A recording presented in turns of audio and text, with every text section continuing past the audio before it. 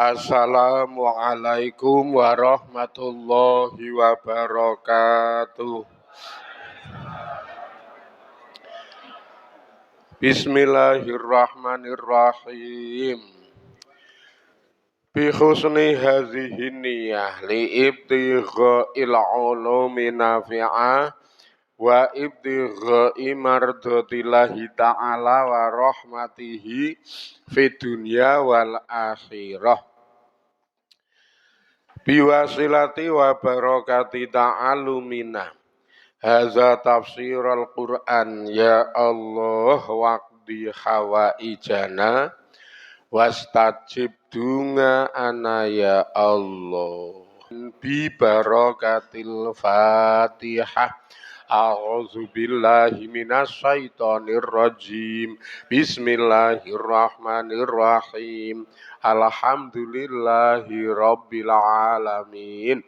Arrahmanirrahim. Maliki yaumiddin. Iyyaka na'budu wa iyyaka nasta'in. Ihdinas siratal mustaqim. Siratal ladzina an'amta 'alaihim ghairil maghdubi 'alaihim waladdallin amin.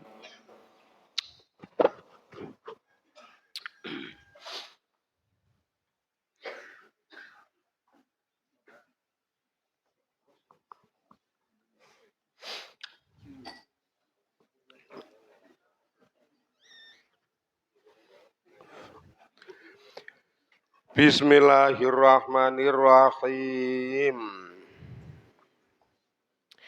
Ngasa ayyan fa'ana au nattakhizahu walada wa kadzalika makkanna li Yusufa fil ardh wali nu'allimahu min ta'wilil ahadits. Ngasa ayan fanga menawa yen to manfaati sapa Yusuf na ing kita. Ae tegese yakumu ison jumenengi sapa Yusuf bi islahi mahmatina kelawan baguse nggon sejo kita. Au natakhiza utawa iso ngalap sapa kita hu ing Yusuf waladan ing dadi anak. Ae tegese natbana utawa natabana. Itabana natabina. Utawa iso ngalap anak. Nek basane nggone dhewe ya ngangkat anak. Sapa kita hu ing Yusuf. Wa kanalan ana sapa Qadfiru si Qadfir sing tuku Yusuf kuwi. Ana iku layak ti ora tumeka utawa ora tau nekani sapa Qadfir Anisaa ing bojo wadone. Mula wingi nemu tuku Yusuf ora nemu Yusuf ning tuku Yusuf niku omong, dheke omong karo bojone sing jenenge Zulaikha.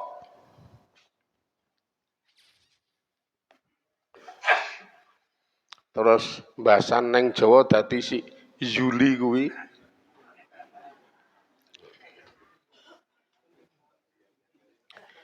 Neng nggon film Indonesia dadi Yulana.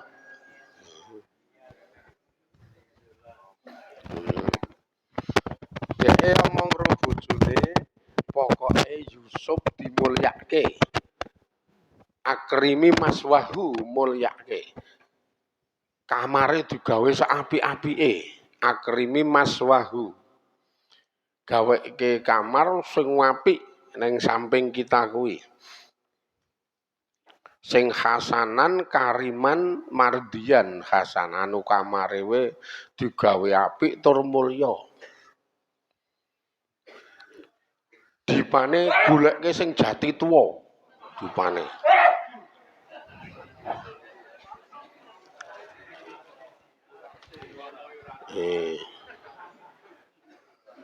Aku anu kok meng apa jenenge njabarno tentang gawe apik nggone kok ten riku wujude istilahnya kariman mulya. Neng kono kon gawe ijngali mangzilahu ngindaki kariman. Gawenen kamare dheweke ning samping kita niku digawe kamar sing mulya. Lah terus tak embo kamar kita niku salah satu lenggawe mulya rak dipan kowe goleke jati sing tuwa. Sing jembare 180. Nek dawane cetha 2 meter kok ya. Terus goleke sing pengkuh. Sing ngarepe iki ana lendhetane kae gek engko iso dibuka. Nggo salah dit.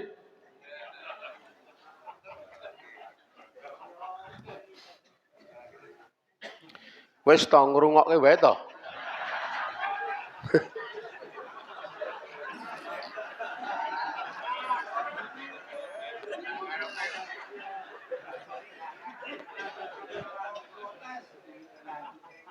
Lah wong bayangke gawe kamar mulya kowe kok dadak kokean rembug. Iki nerangke gawe kamar sing mulya sing bagus, kariman hasanan. Lah ra otomatis gambarane ngono kuwi apa ya kleru wong ra kleru kok. Iki ora kleru, kariman hasanan. Tur mardian diridan iki dinggo gawe lega Yusuf. Sing neng kono ki engko Yusuf nyaman lega. Mula digawe mulya tur apik kamare kuwi. Nah kaya sing mburi yo selai lincak kowe mangap ngorok. Rampung.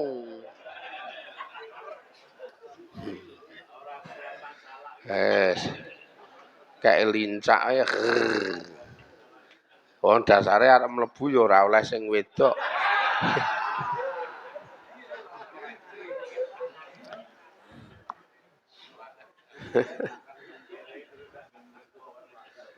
Lah kok ndadak digawe ngono, digawe nyaman, digawe apik ki tek ana apa? Ya alasane ngasa ayan fangana. Mbok menawa Yusuf niku nekake manfaat neng kita. Ya omong karo bojone ngono kuwi.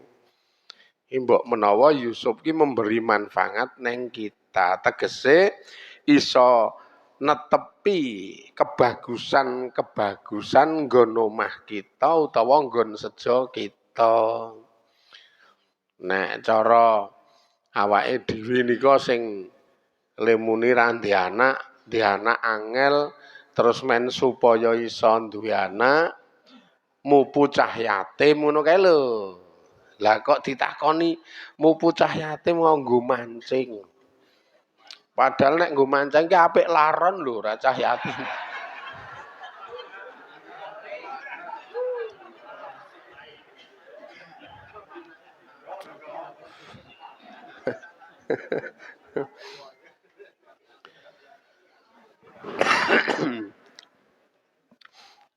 Mbok menawa kanthi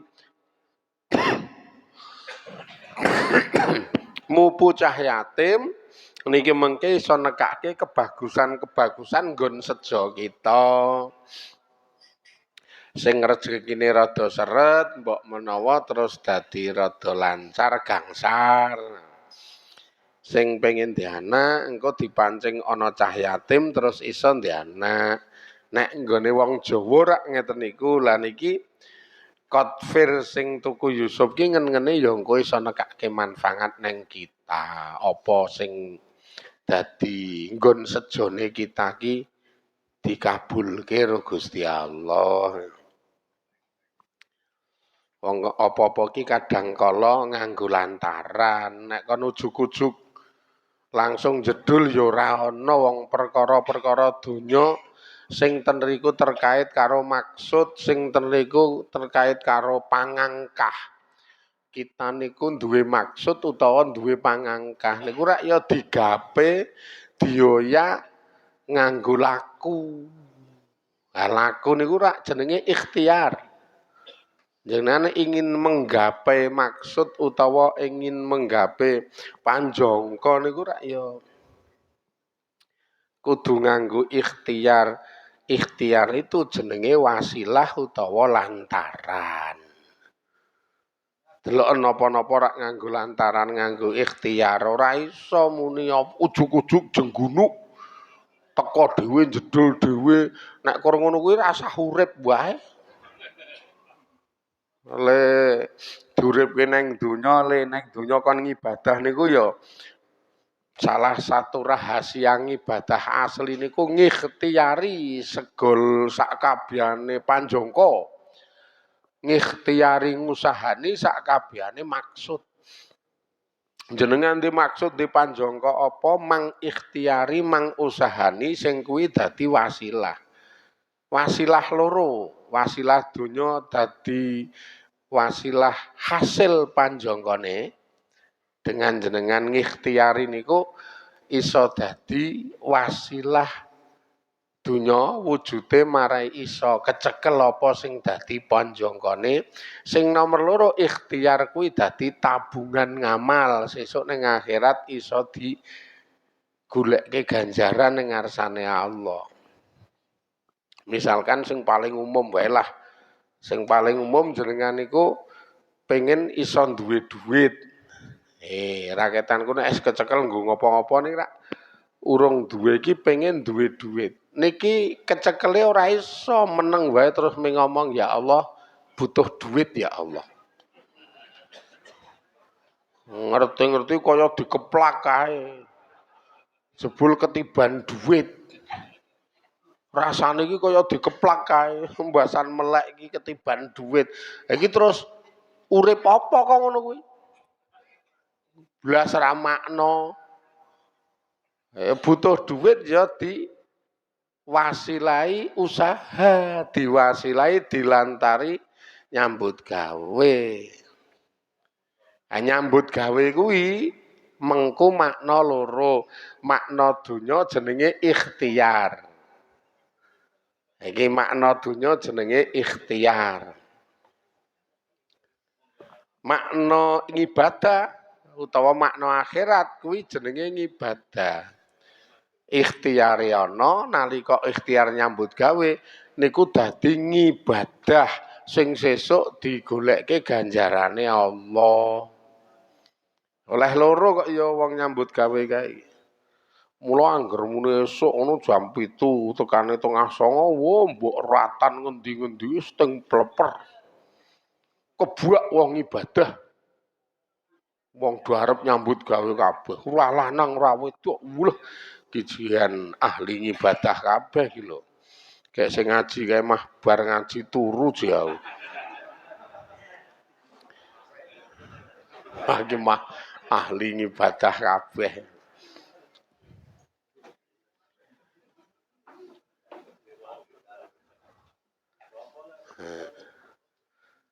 Nek aku ora ikhtiar nyambut gawe wong wis dicukupi anak.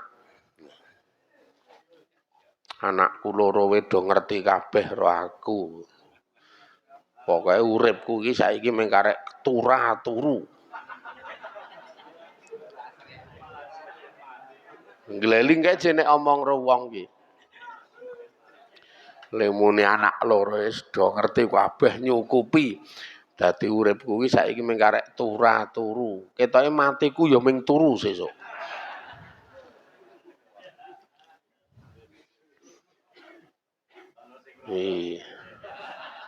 Aniku ngomongke kula dhewe kok. Sing gaweane mung turu kok.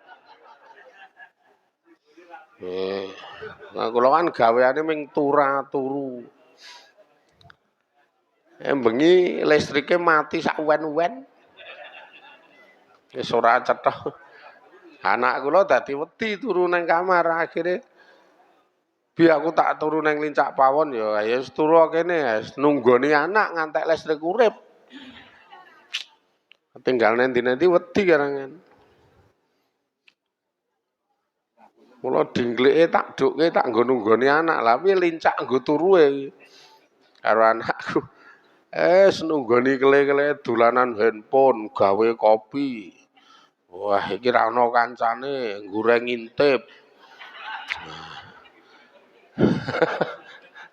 Ayo ora ana kancane kopine pokoke ubek kena nggo melek. Lah kok jam 1 kurang 3 menit biar. Kamangkane mati ki saurunge magrib lho. Urip ki jam 1 kurang 3 menit. 12.57 nek ra 58. Wah, urip ki lho. Gek sing mati ki ming ponggok, Ji.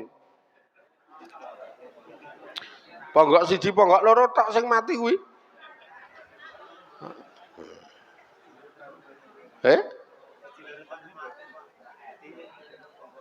Ming ponggok 2 tok.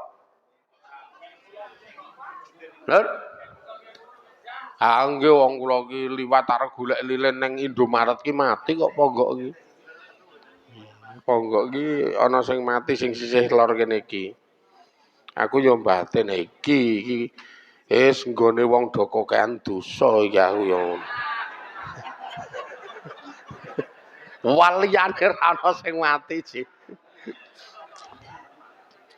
Liyane ra ana sing mati.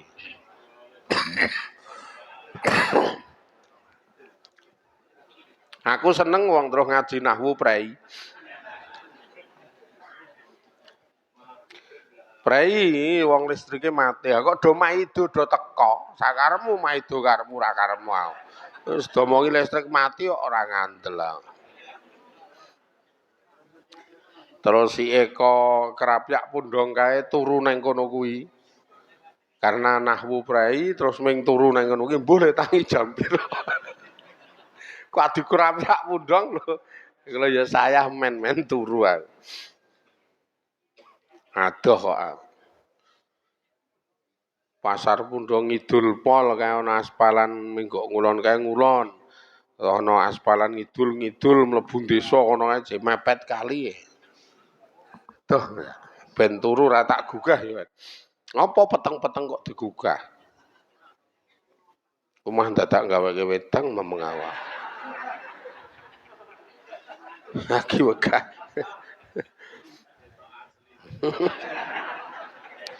Ngrasake petenge bengep nang utek jago. Bengep rasane. Wah, jenggunak-jenggunuk. Kaya sempit kae.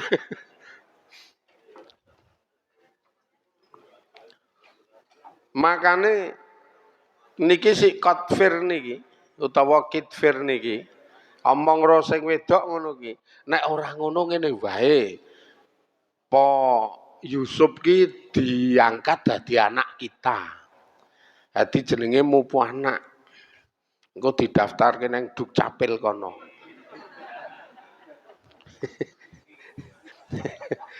Iki omong aonat takhizahu waladan utawa anu wae apa piye kita angkat dadi anak ngono dek Kitfir ki omong ngono ki bojone Cik karo Zulaikha Cik kok. Lah kok dadak diangkat dadi anak karena memang Kitfir ora ndek anak pisan sing nyeleneh meneh bojo Zulaikha iki blas ra tau ndemok. Bojo Wakana Kitfiru layakti Anisaah. Kitfir niku ora tau marani sing wedok ya ora tau. Marani wae ora apa meneh demok. Iki tenan iki.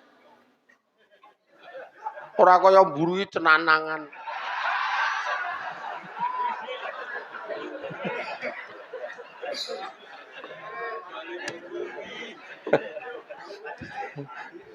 Alah ya Allah.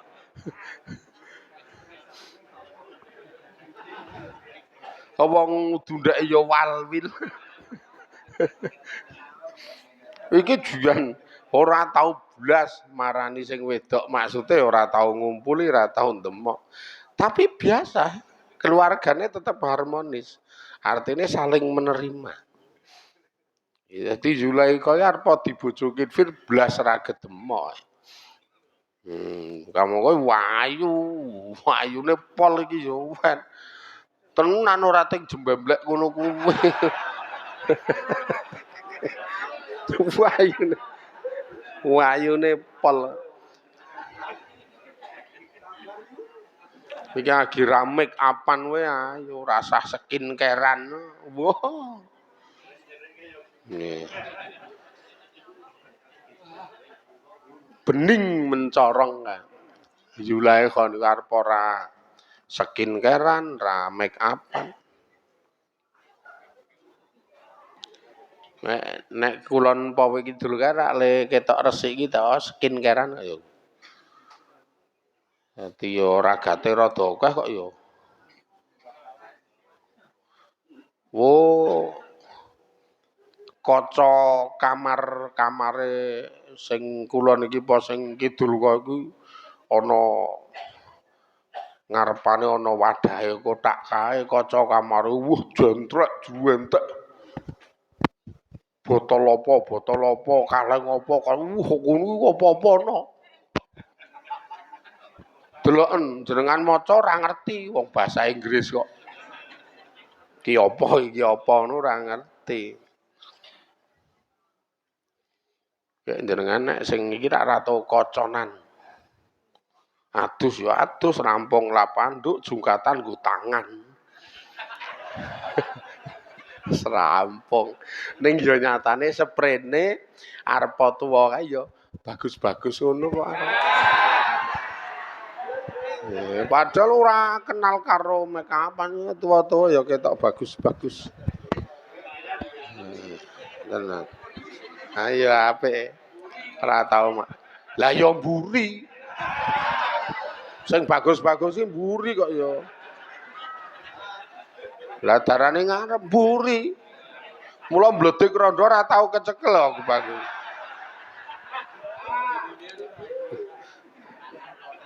saking baguse bagus-bagus wangun kae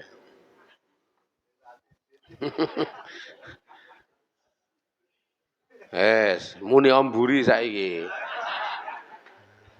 rangi lo kita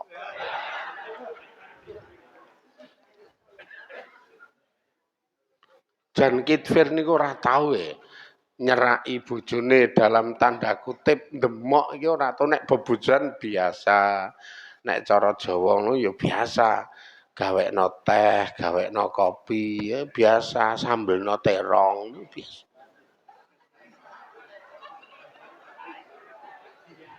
wah langel tenan kok maksude itu ora kok nyambel terong tenan kok diayali oh jaman biyen jaman Yusuf kok ana terong karo meneh wong neng Mesir kok ana terong sing dialap keterangan saka kula ki leakon ora barange sing ditandangi jenengan delok barange sing ditandangi wujude terong iki leakon iki biasa artine wong bebojoan akon ngene akon ngono lah mbangane kula le nerangke iki le bebojoan Kitfir karo Zulaikha biasa Kitfir ki ya akon ngene akon ngono rak ya wagu to lah ku nerangke iki rak ya akon gawe wedang lah iki kembang sing ora menggo wah nemu kiai cerdas mah diayali wae ra wis-wis nek ngene iki rak wis mulai ketok to sing goblok sapa sing pinter sapa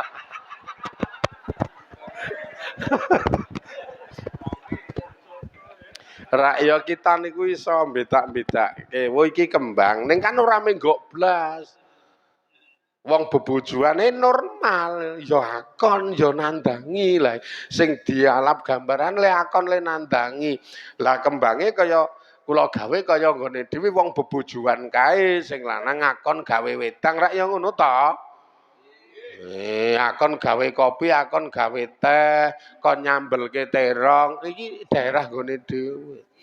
Nek jaman Yusuf gek ning Mesir kono kula kan nerangke jamane mbiyen saklek 12 ra ngerti aku. Mesir mbiyen iki piye iki blas ra ngerti kok ya. Gek ning Mesir kono je karepe terangno sing asli Mesir gah. Ora iso aku nek kuwi ya. Jaman Yusuf saurunge Nabi Isa, saurunge Nabi Musa. Waduh aduh banget sebelum Kanjeng Nabi kita ning Kanjeng Nabi wis 1500 tahun. Urung Kanjeng Nabi ning Isa, urung Isa ning Musa. Wah, lho pirang ewu tahun wae kok ya. Jenengan iki kon nerangke jaman penguripane bapakne jenengan kiwa tengen kene mbiyen iki piye ngono judeg kok nek asline. Rasa ado-ado. Kahanan gone dhewe jaman mbahne kita, maksude mbahne kita niku mbokne bapak jenengan mbiyen kiwa tengen kene iki piye jenengan merem-merem bayangke tetep ra ketemu. Wong ora menangi ngono lho maksud iki. Ha piye ya mbiyen ora menangi. Mulane rak iki sikit fir niku blas ora tau nekani niku ora tau anu nek bahasa tok lek ngono ndek bojo Zulaikha ayu ngono kuwi nyerak ngeloni iki blas ndemok iki blas. Ora tau ndemok, ora tau ngeloni blas. Dadi Zulaikha di posisi tetep wanita suci tanpa gedemok sapa-sapa.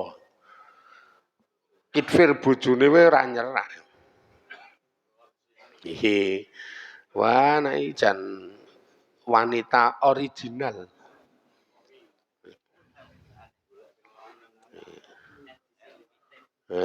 LE limited edition. Kaya RE Kengku kuwi. Kuwi LE. 2002 warna gold. Original LE. Wah, yes.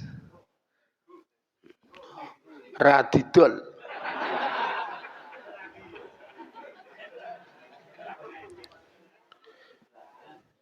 Warta anggo nek nglancangi jenengan tak bleyer kok suwe-suwe. Bleyer tenan. Ngok ngono.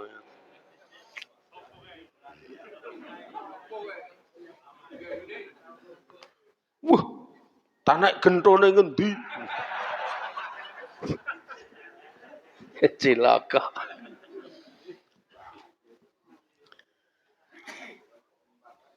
Wa kadzalika lan iku kaya mangkono. Iyo ngono kuwi. Makana netepke sapa ingsun Allah li Yusufa keduwe Yusuf fil ardi ing dalem bumi. Ai tegese wa kamalan kaya barang najaina kang nyelametake sapa ingsun Allah. Yusufa ing Yusuf minal qatli saking pembunuhan. Wal jubilan saking sumur. Wa jangalna lan dadekake sapa ingsun Allah fi qalbil waziri ing dalem atine wazir tukang ngukum. Wazir niku gampangane tukang ngukum. Wong ya dipek wazir dituku wazir. Termasuk kitfir niku jenenge. Nggawe atine wazir hannu. Digawe hannu. Hannu niku sayang banget kayak apa-apa jenenge jan sayang banget. Ngalaihi ngatasi Yusuf.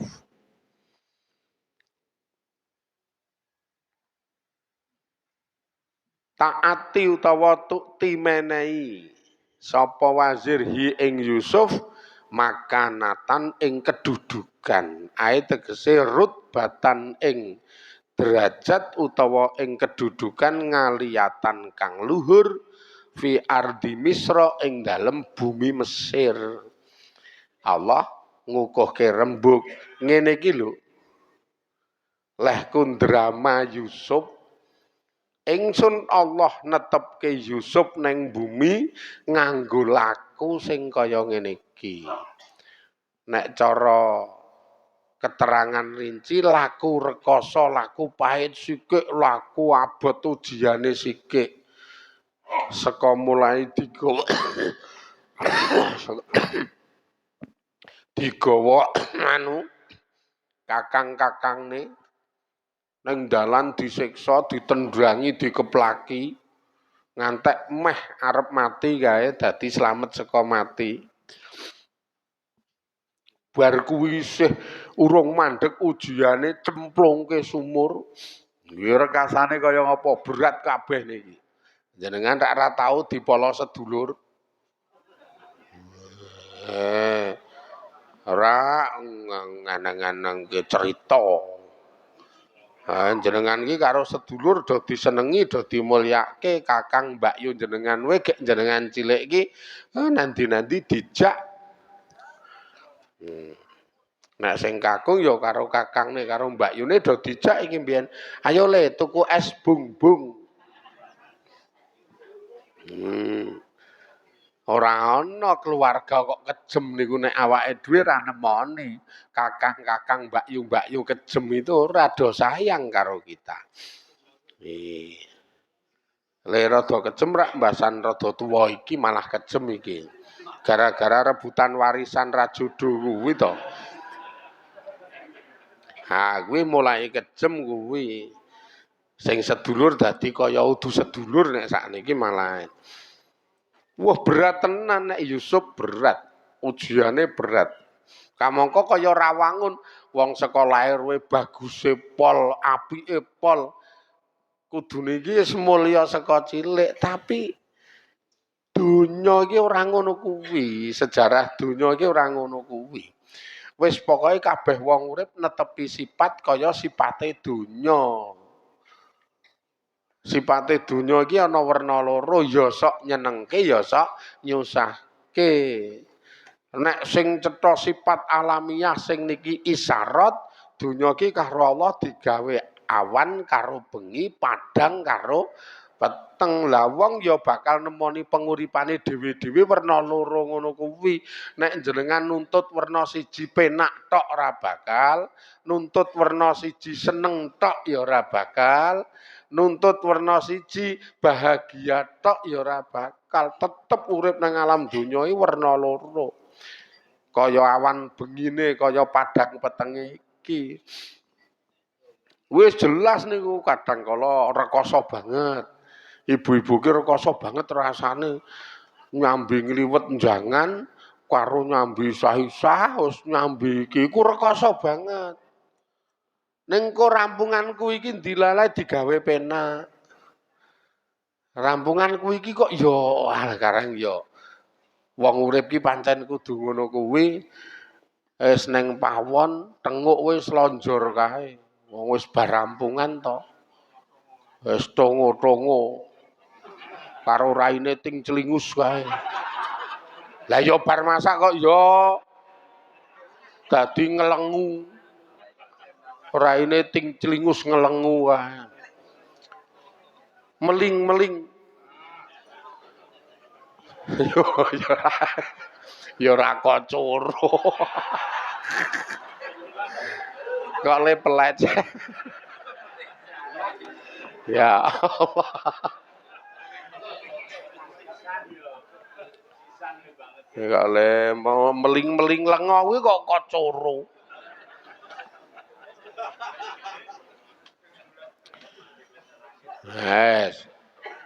Sing lanang jenggunu jedul saka ngarit apa saka ngendi mbuh wong ora klamben katoke kala rireng kae kok. Katoke iki kala rireng sak dengkul kae. Sing jahitane ngisor putih kae lho di Slemas. Kaya blante. Ha kok kaget sing lanang mlebu pawon iki jenengan langsung tawa wis matengan nek arep dahar Pakne. Lah ngopo Bu kok tongo-tongi sayah biasa ya karang tandangke tesuk kok ya. Lah terus njikuk piring sing lanang ki. Ya sego ya jangan nyeraki sing wedok.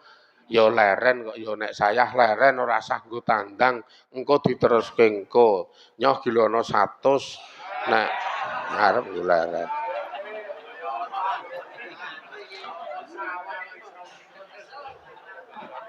Lah wong kula iki kur nerangke ra klamben kathokan ireng. Lah apa ya nek kathokan ireng ki ra kena nggo ngesak dhuwit. Wong kathoke ya ana sake kok. Terus sing wedok kesel kae rada guyu. Ki glonya. Lah dita wah ya tok nggo seneng-seneng sak karepmu nek saya tok nggo pijet ya kena. Pokoke sak karepmu lho wong kuwi ya mung jatahmu kok. Wah. Terus langsung nunggoni le madang sing lanang. Urung sida ngemplok langsung njiwit pipine kae. Kewangen.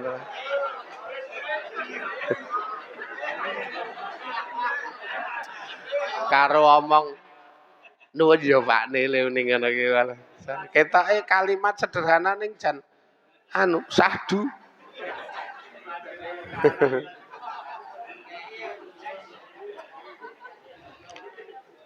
Dijiwit pipine sing lanang mesem karo bengok kae. Cuma kamu.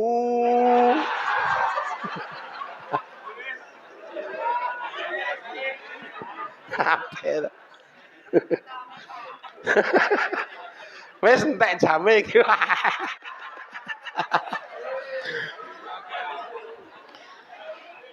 Iki lho. Jenengan kudu ngalap gambaran wong urip ki ora kudu penak terus, aja berharap penak terus, ya nganggo rekoso barang. Rekoso itu bagian ngibadah kita, mula iman ki neng sabar karo neng syukur, nek rekoso sabar, nek penak syukur.